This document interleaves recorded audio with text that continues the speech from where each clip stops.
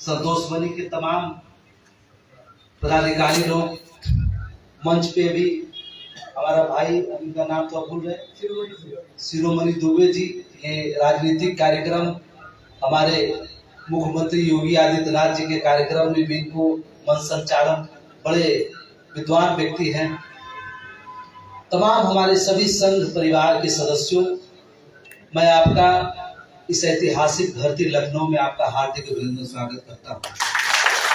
किया इसमें लगता मैंने बेहतर किया, और अपने अपने किए गए कामों का अपने अपने स्तर से मूल्यांकन करने के कारण कहीं न कहीं एक अवरोध उत्पन्न होता है। आपस में प्रेम हट कर करके रिजर्वेशन तो कभी मिलता नहीं है, एक दो दिन मिलता है, आज भी नहीं मिलता, पहले भी नहीं मिलता।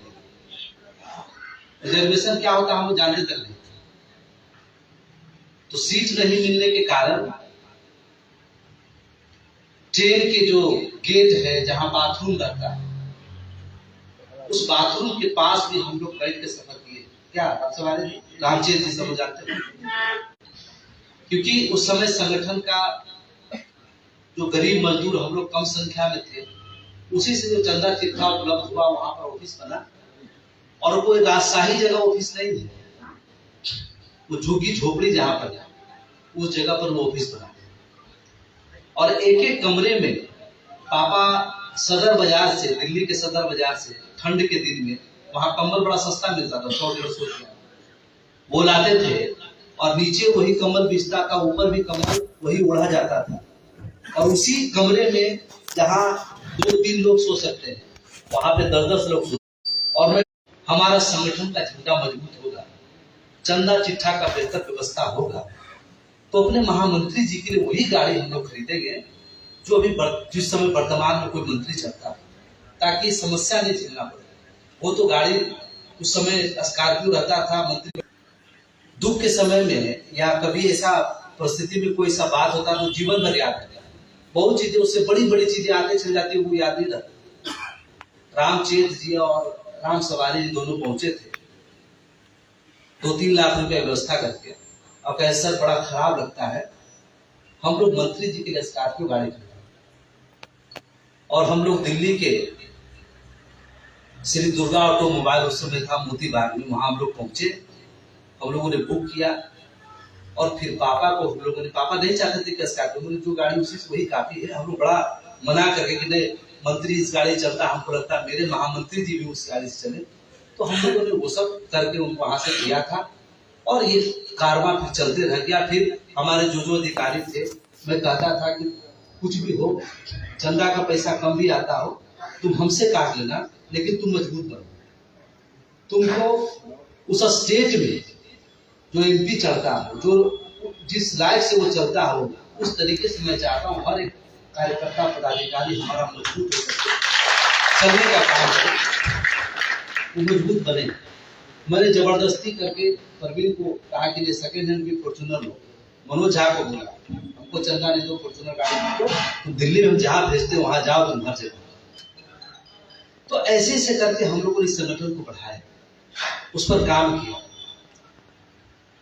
याद होगा हमारे सभी पुराने साथी का, हमारे अभिभावक हैं सब लोग, हम लोग 2-2 दिन तक संसद भवन को पूरा जाम करके रखते थे, उस पूरा मार्ग को बंद करके रखते थे।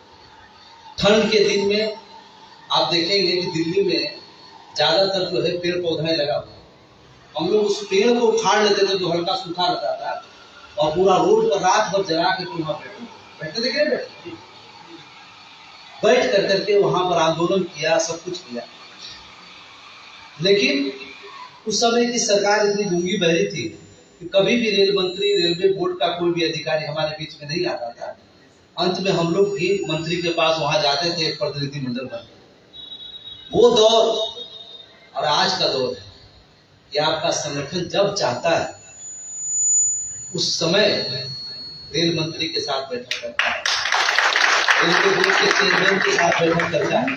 आपके मंच पर देश के कैबिनेट तमाम मंत्री आपके बीच में आते हैं और कहते हैं कि आज मैं गर्व के साथ कह सकता हूं कि मैं भी भारतीय रेलवे मालगांव श्रमिक संघ परिवार का हिस्सा हूं। इस भारत सरकार के कैबिनेट मंत्री जब इस बात को कहते हैं उस बात को कहने तक का वो सफर से लेकर के यहाँ तक के सफर में हमारे बहुत सारे लोग शहीद भी हो गए, डेथ भी कर गए, बहुत बुजुर्ग भी हो गए।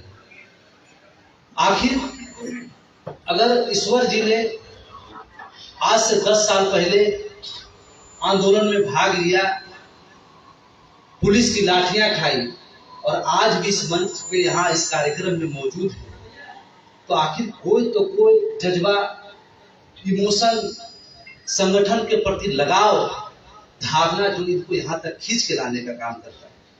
तो क्या हम सभी लोग पदाधिकारी का दायित्व नहीं बनता है कि जिन्होंने अपने सपनों को, आपके सपनों को साकार करने के लिए बेच दिया, जिन्होंने अपने मूल्य अनमोल समय को, हर आदमी के जीवन में 10 साल, 5 साल, 15 साल एक बड़ा अनमोल समय होता है अपने जीवन में कुछ करने के लिए, और वो समय अगर आपके लिए कुर्बान करते हैं, और आज हम सफलता के उस शिखर पर हैं जहां पर कभी तरसते थे कि कभी संसद में हमारे लिए चर्चा हो, और आज सत्ता पक्ष भी आपके विषय में चर्चा करते हैं और विपक्ष पार्टी भी आपके विषय में चर्चा करती हो, ये कितनी बड़ी बात है।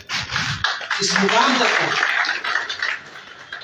उस समय जब महारेल प्रबंधक के पास हम लोग बैठक करने के लिए जीएम के पास जाते थे, तमाम, चाहे वो गोरखपुर जीएम हो या हमारे भुवनेश्वर जीएम हो या इस सेंटर में जीएम हो, किसी जीएम के पास जाते थे तो वो कहते थे कि मेरा अपना प्लेटफार्म पर विकास करने के लिए, इंफ्रास्ट्रक्चर करने के लिए तो पैसा ही नहीं है, और मैं माल गोदाम के श्रमिकों के लिए क्या व्यवस्था कर पाऊंगा, वहां क्या सुविधा उपलब्ध करा पाऊंगा।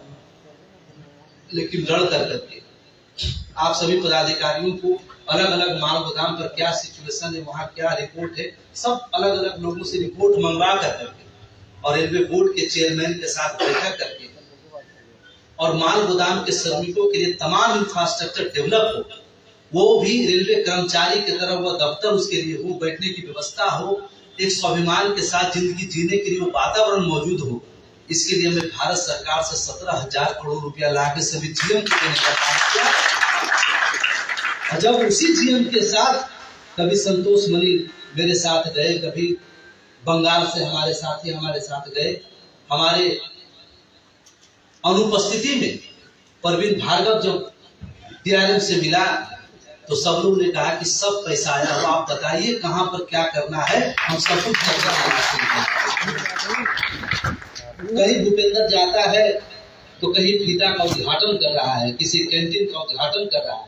उसी माल गोदाम पर जब माल गोदाम के लोगों के पानी पीने की व्यवस्था नहीं थी, उसी माल गोदाम देश के हर संस्था, चाहे कोई भी डिपार्टमेंट हो, रेलवे हो, कस्टम हो, इनकम टैक्स हो, पेट्रोलियम हो, देश की जितनी भी संस्थाएं वो सही तरीके से काम कर रही है कि नहीं कर रही, क्या उसका फायदा है, नुकसान है, तमाम चीजों को ले पूरा लोग उसका मतलब हो कि पॉलिसी कहाँ तक बनी, मजदूरों को सीधे खाते में पैसा पहुंचने की व्यवस्थाएं कहाँ तक हुई है, कब तक इन मजदूरों को आप स्वाभिमान के साथ रेलवे कर्मचारी